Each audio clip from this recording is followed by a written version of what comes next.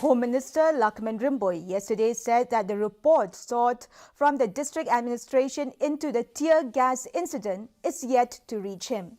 Hito has threatened to march to the Secretariat in protest against the delay of the government to take action and suspend those involved in the recent firing of tear gas at the teachers. Rimboy said that the government is not there to defend anybody and it will take action on anything which goes beyond the law.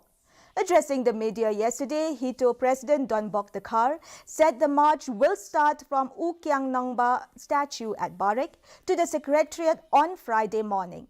He said the organization has been demanding the government to immediately suspend those in the higher authority for issuing the order and the 2 police officers, including a DSP, for throwing tear gas at the teachers who were peacefully protesting on October 6th.